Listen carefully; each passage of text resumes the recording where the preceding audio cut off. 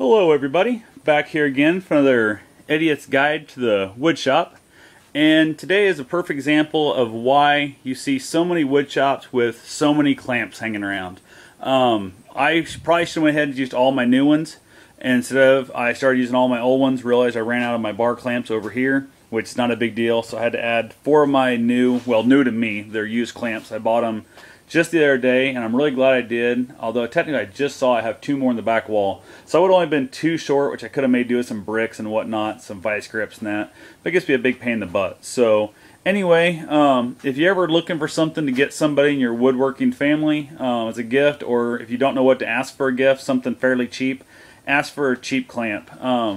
These are, just like I said, those ones I got the other day, they're nothing super, tight. They're just going to be a push-in grip here, so you're not going to be able to like bend steel with them, like that. You can break them if you get too carried away, but just to clamp down a little something that's for glue, you can never have too many clamps. And you can see here my bar clamp, actually, if you notice, it's actually bent.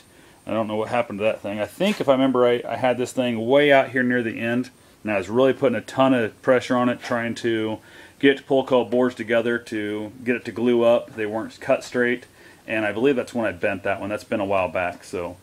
Anyway, I always had a bunch of guys telling me just go with pipe clamps. That way you can always add different length pipes.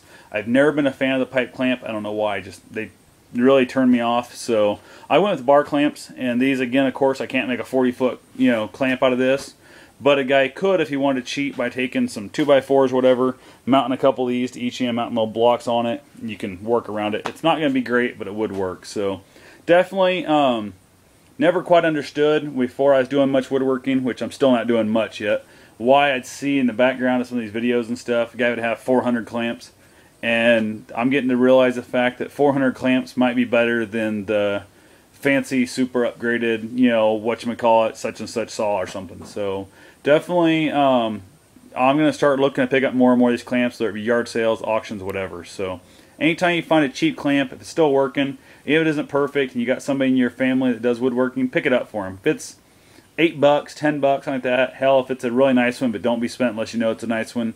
$30 clamp isn't bad if you're buying some really good stuff. So maybe one of my other projects I need to make would be a clamp rack to hang these things up on. Because right now, I just have them, actually I can show you where they're at right now.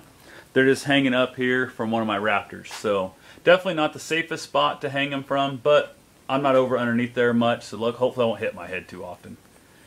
Hope you guys enjoyed this. Have yourself a safe and wonderful day. Thanks for watching.